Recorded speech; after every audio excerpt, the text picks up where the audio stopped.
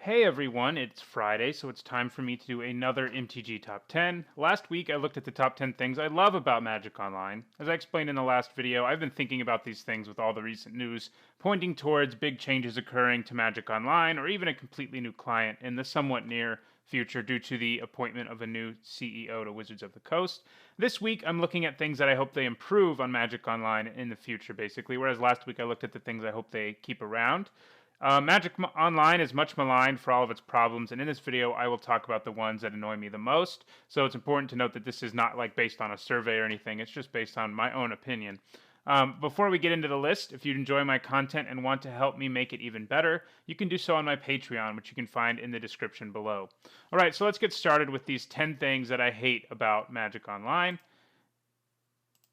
And at number 10, I have the fact that there is no EDH support or Commander, whatever you prefer to call it, at all, really.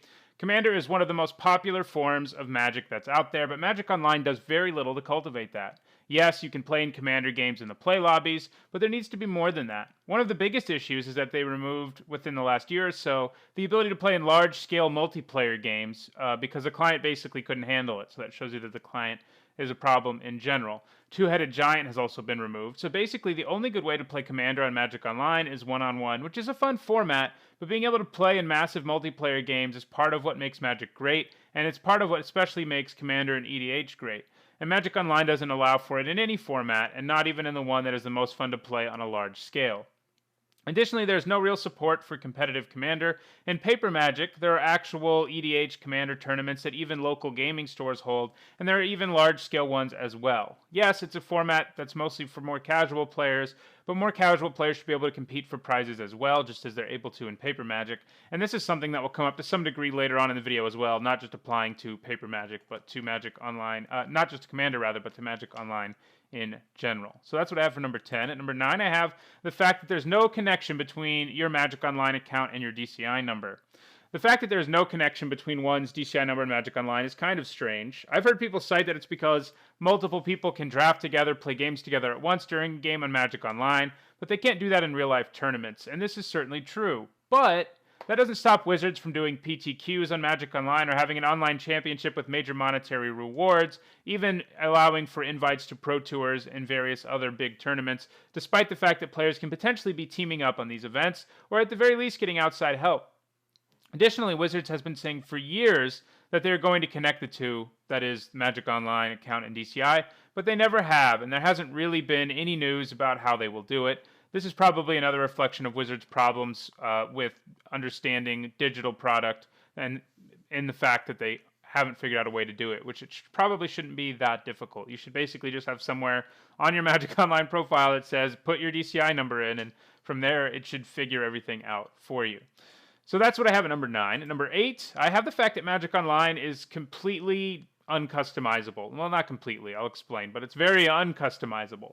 One of the cool things about playing Paper Magic is that you can have your own style to a degree. You can pick out your own deck boxes from a huge number of them that are available. You can buy cool play mats, and you can even have custom playmats made. Incidentally, you could win an Eats a Home Magic playmat as a patron, but anyway, you can choose your own dice for keeping your life total, and so on. Magic Online is not especially customizable in any way. You have choices between a small number of deck boxes that don't even represent every color combination possible in Magic, as you can see here. This is all the deck box choices you have on Magic Online. And honestly, your deck box is irrelevant anyway. You never see it other than at this deck box selection screen. And even the customability that they do allow in this respect is completely wasted. It is true that you have an avatar that is somewhat customizable, but it has to be one of the ones that Magic Online provides for you or that you have collected over time. Don't get me wrong, I like collecting avatars on Magic Online. It's pretty fun, but there still are not a huge number of choices for avatars, even if you've collected them all and unlocked them. Especially because some players would probably like to just use their own. For instance, I wouldn't mind just being able to use my channel logo as an avatar. Play services on Magic Online aren't customizable at all in this client. Interestingly, they were customizable in an older client. I'm not really sure why they took that away. And neither are your life counters. Hell, you can't even change the the color scheme on Magic Online, and that's kind of crazy because you can do that on almost all software ever. Like Microsoft Word, you can customize the color scheme. Basically, everyone's Magic Online looks the same, and this isn't the case in Paper Magic, where players are capable of much more creativity and uniqueness, and this is something that Magic Online is sorely lacking. At minimum, I think adding unlockable deck boxes would be nice, in the same way you can unlock avatars, as would a way of them actually displaying during your games in one way or another. At most, I would like for Magic Online to become completely customizable. So that's what I have at number 8. And at number 7, I have the fact that there's no offline access at all. I understand that we don't have online access to play games. Obviously, you need to have the internet to be able to play games, but access to the deck building scene, as they call it, should be available offline. I know it saves memory on our computers by not having to have every single card ever loaded onto our hard drives, but we should at least have the option of doing that. As someone who travels by air fairly frequently and is too cheap to pay for in-flight Wi-Fi, a fun way of killing time in the air would definitely be thinking up some sweet new brews and throwing them together. But this isn't currently possible on Magic Online, and I think that's kind of a loss because, even in this world where we have internet almost all the time, we don't always have it, and being able to make decks while offline would be a great improvement to Magic Online. All right, so that's what I have at number 7. Let's see what we have at number 6. We have the fact that Magic Online is not touchscreen friendly. This is something that annoys me personally because I have a Lenovo Flex that can be both a laptop and a tablet. It's what I usually record on and am recording on now, actually. And being able to play Magic Online on my touchscreen would be amazing. This is one of the few things that I actually liked about Magic Duels is it was good with my tablet mode on my computer. This isn't only a problem for me, though, as I think the lack of a touchscreen-friendly interface negatively impacts Magic Online on the whole, especially when competitors like Hearthstone were built with more mobile gaming in mind. This also holds Magic Online back from ever being an app of any kind, which would obviously greatly increase its circulation and popularity. So this is something that I think could benefit Magic monetarily and popularity-wise if they were to actually make Magic Online touchscreen-friendly. At number 5, I have trading on Magic Online. Trading on Magic Online is kind of a terrible experience, I think. This may be only a pet peeve for me, but I'll explain.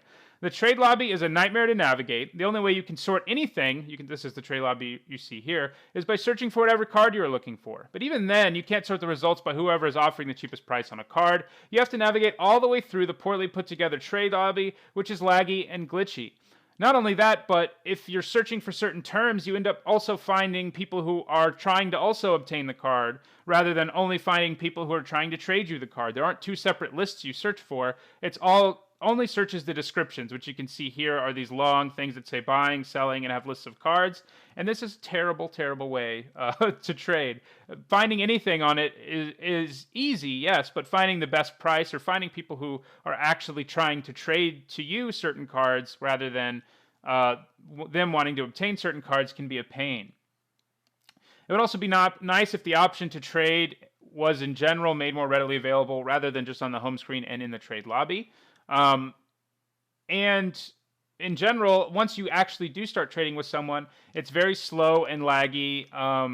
If sometimes when you're loading someone's really big collection, Magic Online just crashes. I know this is a problem people have all the time. Adding multiple cards at once is a pain to your trade, to the trade itself. But the worst part, I think, overall of trading is trade binders. They're terrible.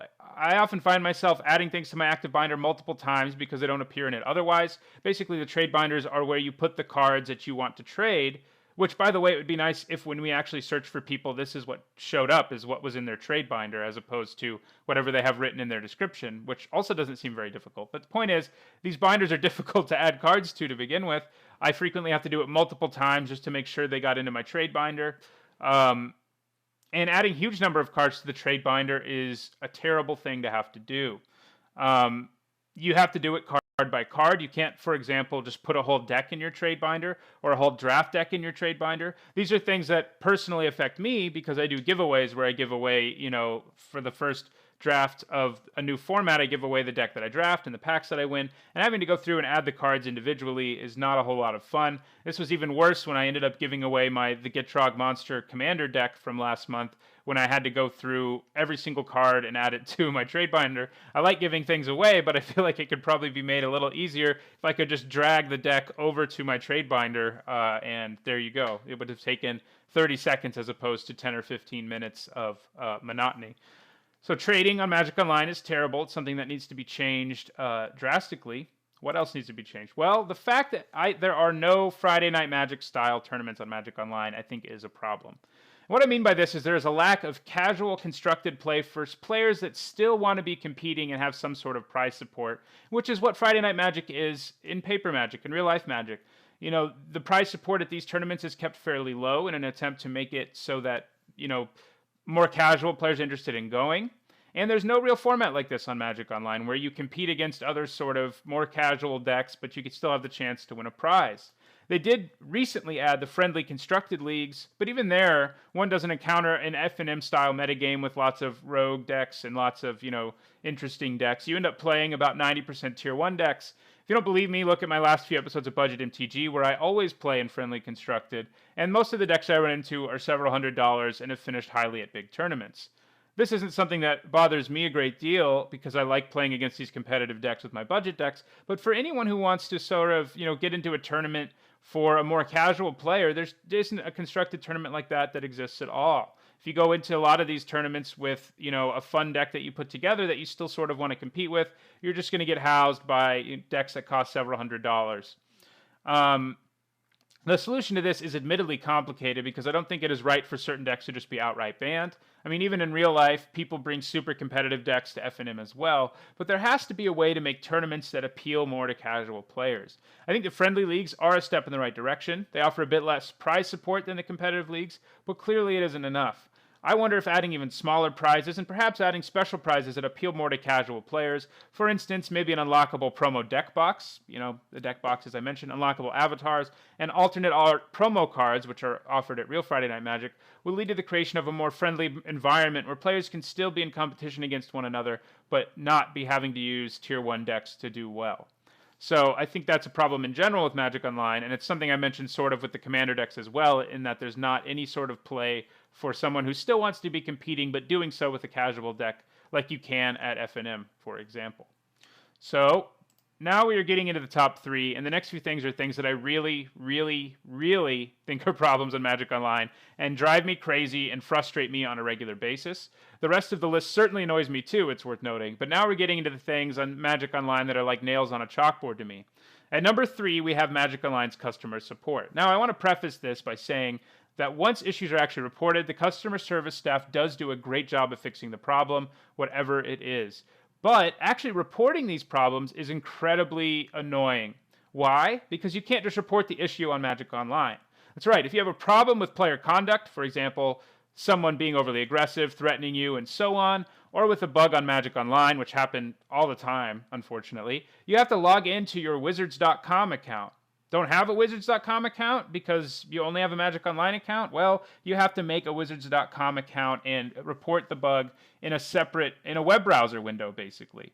And if you don't already have a Wizards.com account, this is really annoying. Then you have to fill out a form, which is fine. I understand the need for a form. But why can't all of this just be contained in the client itself? That would make far more sense and would probably make the lives of all the people dealing with bug reports and player conduct even easier, since there has to be an easy way for them to investigate and verify the situation within the client itself. And it seems like if you're reporting it from the client itself, it would be way easier to fill out the form because it would basically fill things in for you.